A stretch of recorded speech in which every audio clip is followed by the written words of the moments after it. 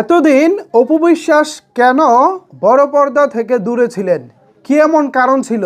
ভক্তরা যদিও জানতে চেয়েছেন, কিন্তু অপু বিশ্বাস মুখ ফুটে কিছুই বলেননি। তবে এবার তিনি জানালেন কেন এতদিন বড় পর্দা থেকে দূরে ছিলেন। এ বিষয়ে নিউজ করেছে চ্যানেল 24। যথারীতি আপনারা এখানে চ্যানেল 24-এর নিউজ কার্ডটি দেখতে পাচ্ছেন। এখানে চ্যানেল 24 শিরোনাম করেছে বড় পর্দা থেকে দূরে থাকার কারণ জানালেন অপু বিশ্বাস। মূল খবরে বলা হচ্ছে, ঢাকাইয়া সিনেমার জনপ্রিয় চিত্রনায়িকা অপু বিশ্বাস, তার সিনেমা নিয়ে দর্শকদের আগ্রহের শেষ নেই।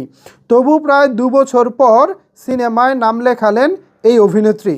প্রায় 2 বছরের বিরতি ভেঙে তিনি অভিনয় করছেন নতুন থ্রিলারধর্মী সিনেমা দুর্বারে। দর্শকদের আগ্রহ থাকলেও কেন 2 বছর বিরতি নিয়েছেন, তার জবাবে অপু বিশ্বাস সাফ জানিয়ে দিয়েছেন এই সময়টা তিনি নিয়েছেন ভালো কাজের অপেক্ষায়।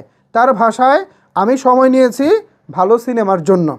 যেভাবে চেয়েছি ঠিক সেভাবেই একটি ভালো কাজ হচ্ছে, তাই দেরি হলেও আমার কোনো আক্ষেপ নেই।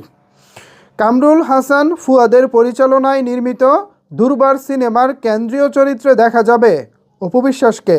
তার বিপরীতে অভিনয় করছেন অভিনেতা সজল। তার নতুন এই জুটি নিয়ে ইতিমধ্যেই দর্শকদের কৌতূহল তুঙ্গে। সিনেমাটি নিয়ে অপু বিশ্বাস জানান, দুর্বার সিনেমার শুটিং দ্রুত গতিতে এগিয়ে চলছে এবং এরই মধ্যে প্রায় 40% কাজ শেষ হয়েছে। এই সিনেমায় তাকে একেবারে ভিন্ন রূপে দেখা যাবে বলে জানান তিনি। তার কথায়, সিনেমাটিতে রয়েছে বেশ কিছু চমক যা দর্শকদের জন্য নতুন অভিজ্ঞতা হয়ে উঠবে। সিনেমাটি নিয়ে আশাবাদী অপু বিশ্বাস বলেন, দুর্বারে একটি শক্তিশালী গল্প আছে।